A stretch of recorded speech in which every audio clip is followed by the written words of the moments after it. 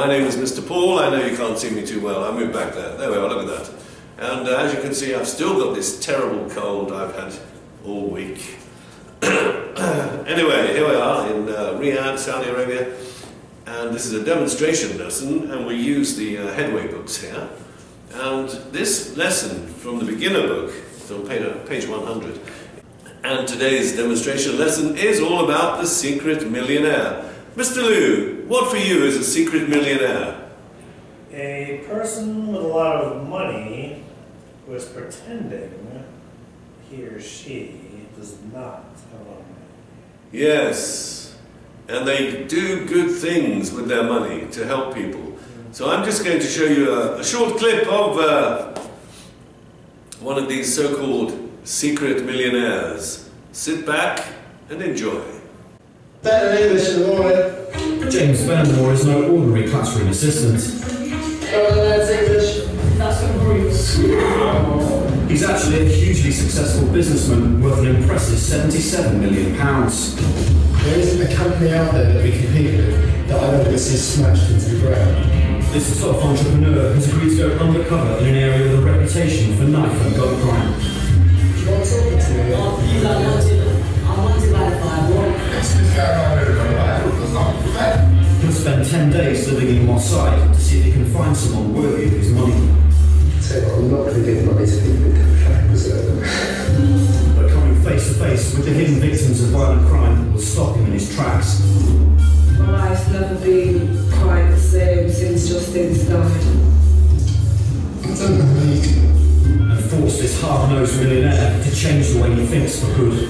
I've always wanted to be the best at whatever I do, but this experience has softened that. I realise that you can be the best at making a difference in one person's life. At the end of his stay, he will give away tens of thousands of pounds of his own money. And reveal he is a secret millionaire. I didn't expect to get emotionally involved in what I saw. It's been surprising.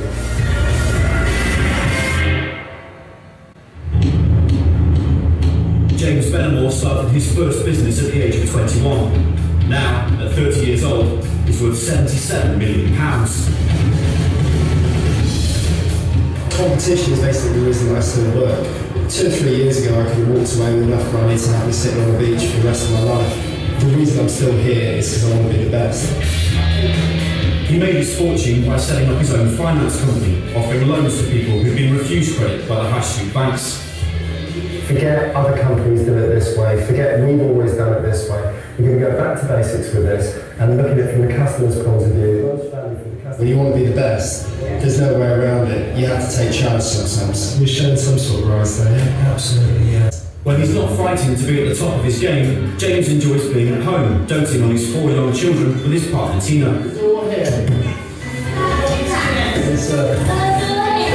I think it's really important for my kids to be kids whilst they're young. It's not fair when the kids have to grow up too quickly and be expected to act like adults. At the end of the day, you've got 60, 70 years to be an adult, you know? James is used to being the king of his domain, but all that's about to change. I think his biggest challenge is the kind of social interaction with people that he doesn't know. I suppose if he treats it like a business, then he'll be fine probably, but I would have thought that would be his biggest sort of challenge. It's getting a bit interesting, getting a bit more real. During his time away, he'll meet and be introduced to people he may be able to help, and will be staying in Mossad.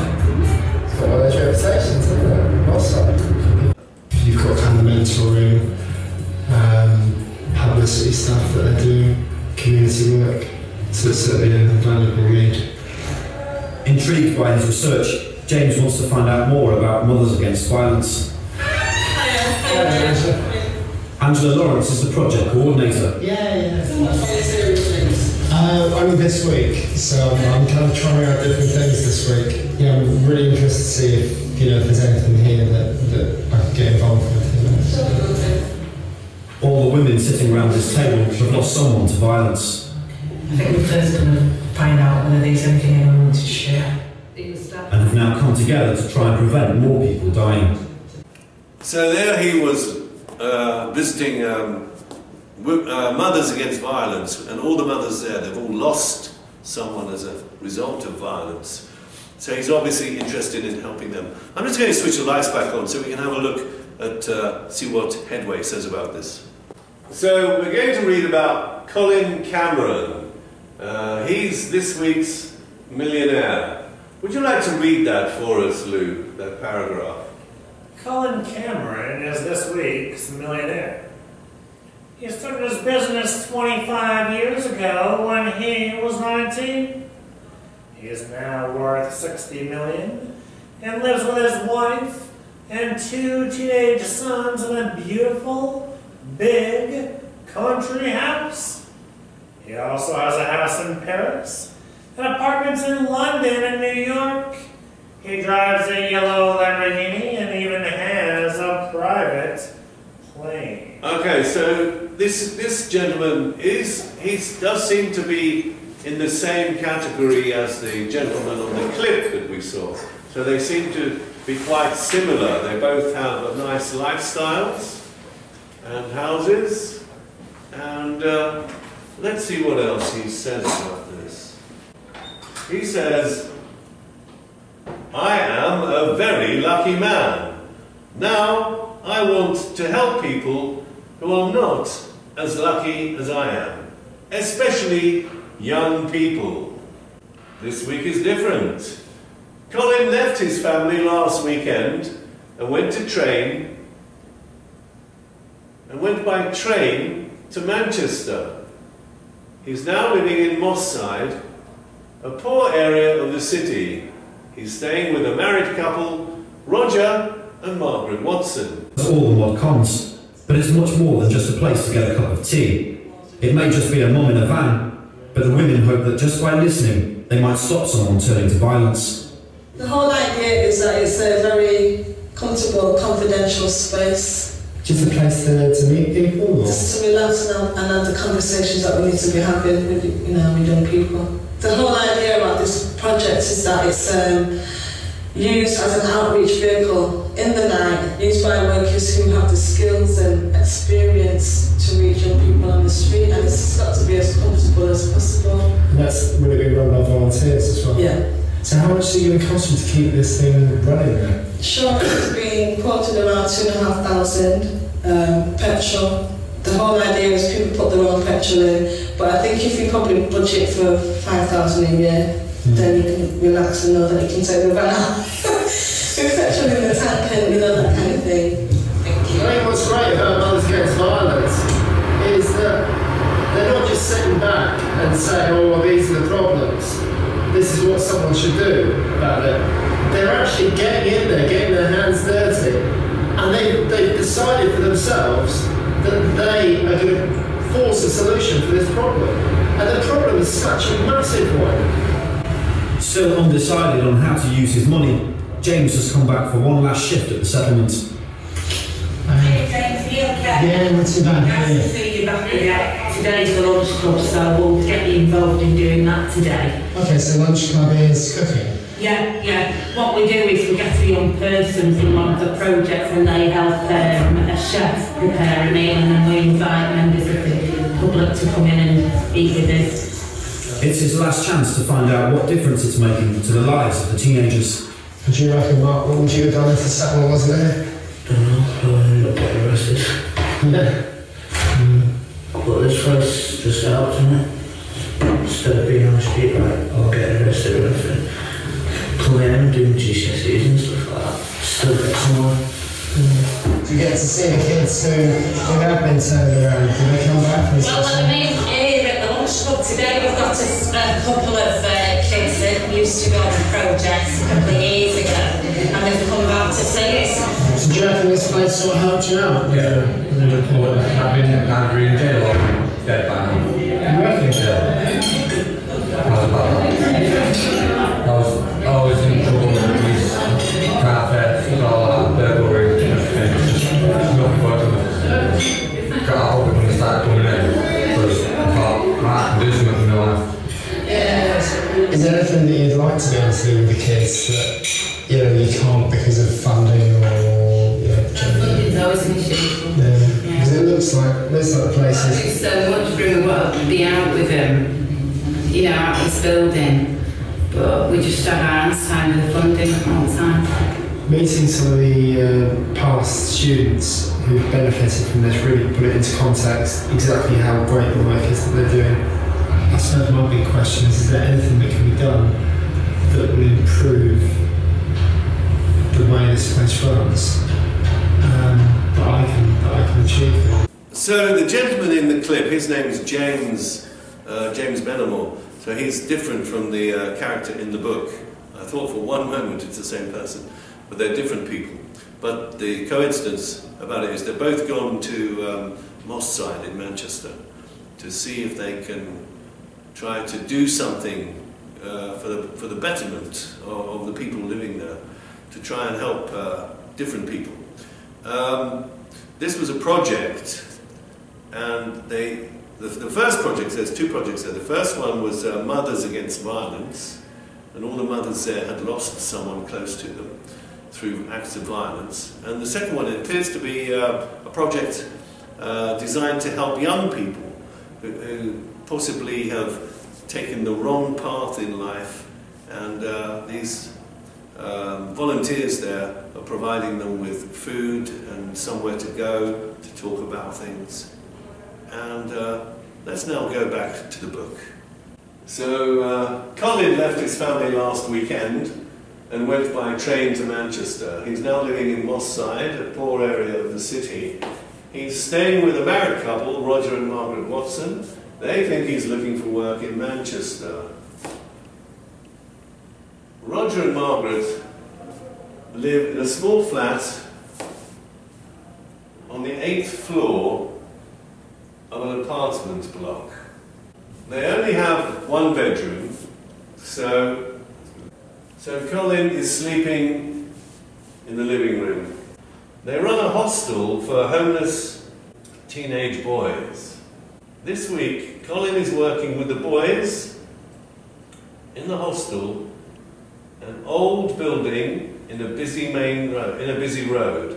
Some of the boys can't read and write. Okay, so some of the boys can't read and write well, and he is helping them learn so they can find jobs. Roger, Margaret and the boys like Colin. They think that he is a good teacher. They have no idea he is a millionaire. Colin says, "I'm missing my family a lot, but Roger and Margaret are wonderful people. I'm enjoying my time with them very much. I'm learning a lot about life. At the end of the week, I want to give them £100,000 to build a new hostel. I'd like to bring my sons here to meet them." So, Colin Cameron, when did he start his business? Where does he live? Does he have any children? Why is he a lucky man? Who does he want to help? When did he start his business? He started in business 25 years ago when he was 19. Where does he live? He lives in a beautiful big country house. Does he have any children? Yes, he has 2 teenage sons. Why is he a lucky man? He also has a house in Paris and apartments in London and New York. He drives a yellow Lamborghini and has a private plane.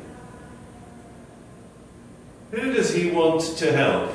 He wants to help people who aren't as lucky as him, especially young people. Now, this week is different. Are the sentences true? Colin went to Manchester by bus. It says here, Colin left his family last weekend and went by train to Manchester, so he went by train to Manchester. He's staying in a flat in the centre of the city. He's staying with a married couple, Roger and Margaret Watson. So this is false, this is false. He isn't sleeping in a bedroom. They only have one bedroom, so Colin is sleeping on the sofa. So that's true, he isn't sleeping in the bedroom. The hostel is for homeless girls. That's not true, that's false. The hostel is for homeless boys. He's helping the boys to read and write. That's true. They don't think that he is a good teacher. It says here, they think that he is a good teacher. So therefore, this is false.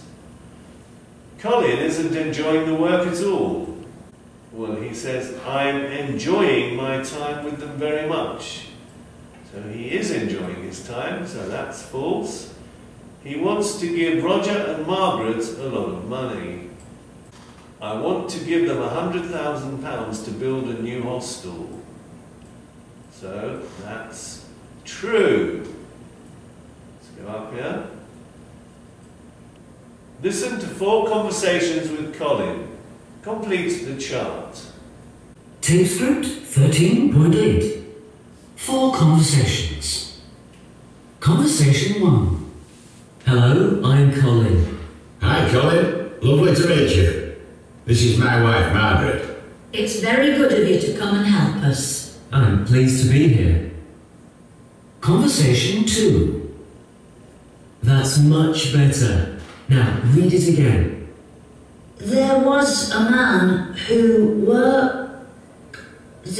worked hard and his Business. His business became very successful. Great! You're doing well. Conversation 3. Hello, darling. Colin, how are you? We're all missing you. I'm missing you too, but I'm having a good time. It's very interesting here. Roger and Margaret are wonderful people. Conversation 4. Hi, boys. Hiya! Hi! We're doing our homework. Hey, that's good. I'm working hard too. Are you having a good time? I am. I'm with some really interesting people. Oh, can we meet them? Yeah. Yes, you can. I'd like you to meet them. See you later. Yeah, I can't wait. See you soon. Let's listen again. Tape script 13.8. 4 conversations. Conversation 1. Hello, I'm Colin. Hi, Colin. Lovely to meet you. This is my wife, Margaret. It's very good of you to come and help us. I'm pleased to be here. Conversation 2. That's much better. Now, read it again. There was a man who worked hard and his Business. His business became very successful. Great! You're doing well. Conversation 3. Hello, darling. Colin, how are you? We're all missing you. I'm missing you too, but I'm having a good time. It's very interesting here. Roger and Margaret are wonderful people. Conversation 4. Hi, boys. Hiya! Hi! We're doing our homework. Hey, that's good. I'm working hard too. Are you having a good time? I am. I'm with some really interesting people. Oh, can we meet them? Yeah. Yes, you can. I'd like you to meet them. See you later. Yeah, I can't wait. See you soon. So now we have to decide who Colin was talking to. Who was he talking to in number 1? Let's find out. Tape script 13.8. 4 conversations. Conversation 1. Hello, I'm Colin.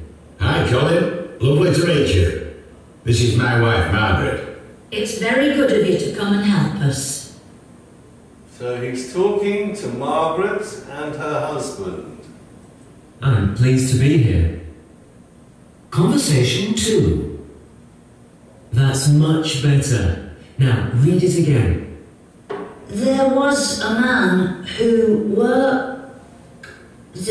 worked hard, and his Business. his business became very successful. So he's talking to one of the boys. He's helping him with his reading. Great! You're doing well. Conversation 3.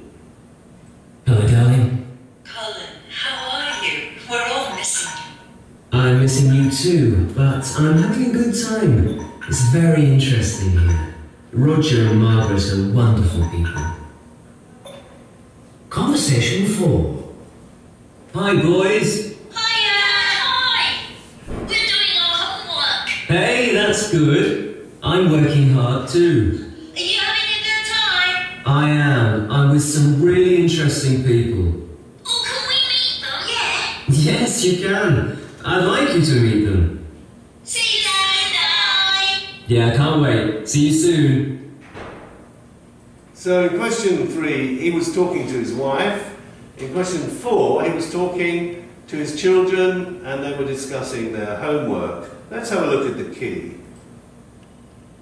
So, he was talking to Roger and Margaret. They're saying hello. Margaret is thanking Colin for helping them. In conversation 2, he was talking to one of the boys from the hostel. Colin is helping the boy to read. He was talking to his wife in conversation number 3. They're talking about Colin's time with Roger and Margaret. And in conversation 4, he's talking to his sons. And they're talking about working hard and meeting the people in Manchester. So it's quite clear that the story in the book, in the Headway book, is actually based on James Benamor, who is a real-life secret millionaire. This unit is really to help you understand about secret millionaires and what they do. So we're going to take another look at James Benamor to see how he's getting on, if he's made any decisions about who's going to help mothers against violence, or the shelter, I suppose, where they help homeless boys. They give them food and they listen to them, they try to guide them.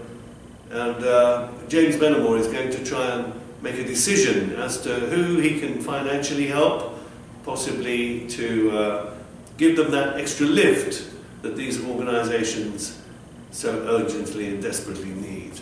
I wasn't really prepared for the emotional side of it, so I didn't expect to get emotionally involved in what I saw.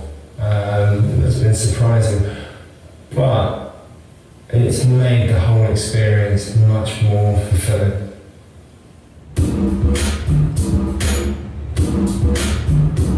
Been really touched by Ellen and Terry, but I haven't really got a clear idea of what I can do for them, so I've got to find out before the end of the project. Hi, not bad. I've just had a couple of hours spare, so I thought I'd come around and give you a hand with anything. What am I doing? So what can I do? Well, it's nice outside, so why not go outside and clean the windows? Clean the windows, yeah? That would be a really good job, well done. Fine. But I'll show you how many windows. Oh, really? Quite a lot. So it's supposed to take quite a lot of upkeep then, do you do stuff yourself or just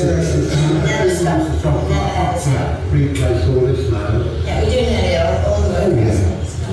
Would you like to do more with it? Well, yes, we always think of other things we want to do. We want to put an awning over here, on this side. And so the boys can come right out, and if it's raining, we can still be out to some fresh air. And then we want... So this couple, they actually do all of this for the boys. It's not for themselves, it's for the boys. They are looking after dozens of boys. I think it's in their own home, and they've built extensions to the home, they've turned it into a hostel. So they are to be credited, this elderly couple, for what they're doing to try and improve the lives of young boys in Moss Side in Manchester. Yes. Don't we do it again soon? That place is lovely.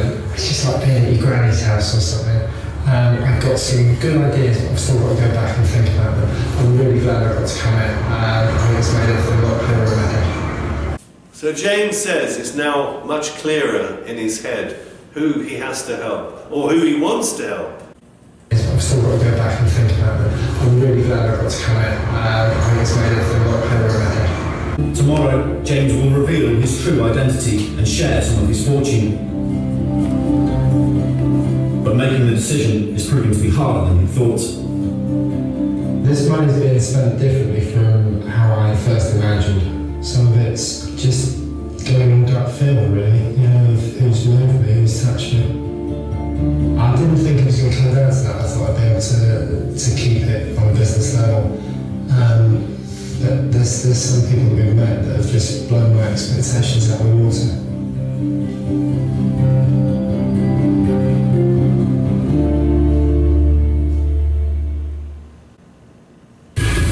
Today, James Benmore is finally going to reveal who he really is and who he wants to help. I'm confident I've got this right. It just feels very, very right. James was a troubled teen himself and is hoping his gifts will have a lasting effect on the kids he's met. This gift's going to a group of people who work incredibly hard to give kids a second chance and do a fantastic job of doing that. Hi there, I'm just going to say goodbye. Should we just go through to the staff room? Yeah. It's just been a really fantastic experience. I wish I had teachers when I was at school who put in as much love and care and attention as you guys do, and I think you're worth your weight in gold. And I do have a confession to make as well. For the last 10 years, I've been running a very successful finance company, and it's so successful it has made me a multi-millionaire. I've got a cheque here for £36,000. Oh, brilliant! I'd like to pay for an incentive budget to be used by other classes to provide external outings, special treats, facilities for the kids that they might not get otherwise. Oh, thank you. I can't believe it. So what's your real name, Wheeler? Well, my real name's James. Everything else is true. I can't wait to see Aidan's face.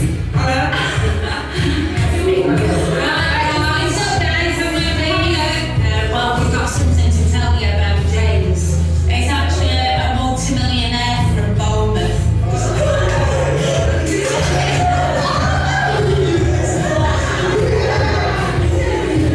When I was a teenager, I got into loads of trouble, I had loads of problems, but luckily I had people around me who believed in me. I've given these guys a cheque for £36,000. I'm giving you guys an open invitation. Any one of you who finishes and passes at least one GCSE is welcome to spend the month at my company learning everything about what we do. You'll get paid a proper salary for that month.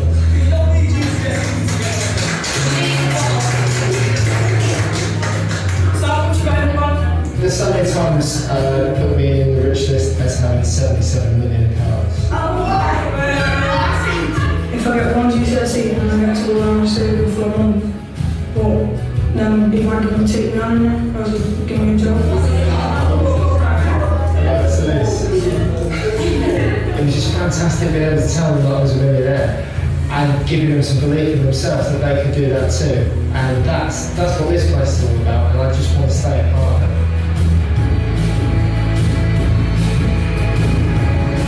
This one is the one I'm most nervous about. These people are wonderful, wonderful people, and I don't think they've got a clue who I am. But I'm a little bit nervous that they're not going to accept the gift, so it's going to be touch and go. Hi, hello, how do you do? How are you? It's nice to see you again. I'm just leaving now, and I just wanted to pop by and say goodbye to both of you and thank you. There was one other thing that I wanted to tell you. I haven't been completely honest. For the last 10 years, I've actually been running my own finance company, which has been very successful. So successful actually, it's made me a millionaire. I've got a cheque here for £50,000. I believe it. It's made out to Copperfield Trust. I've hope that it will be able to help you to do the work that you wanted to do on the house, the roof garden that you were talking about. I think I'm dreaming. Because this is the sort of stuff that you dream about, isn't it? You know, they go it only. I just can't wait to tell the boys.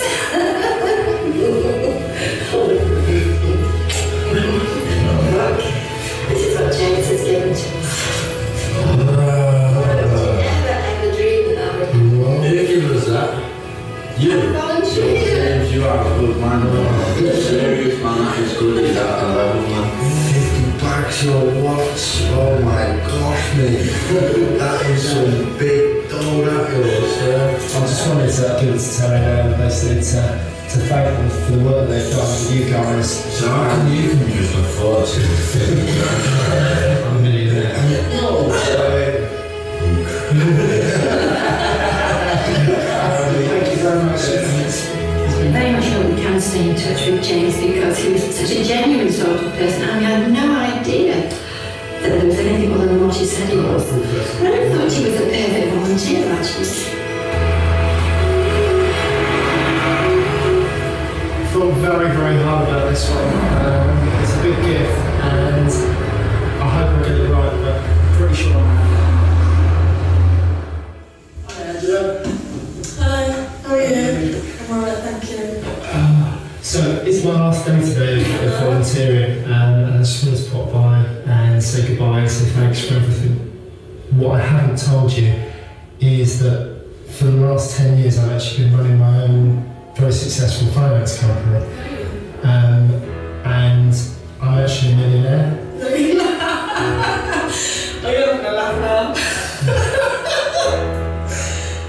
I've been so impressed with what I've seen here and how huge the issues that you're dealing with are and how much you've done and so little funding that I've got a cheque here for £50,000. Oh no, you are not!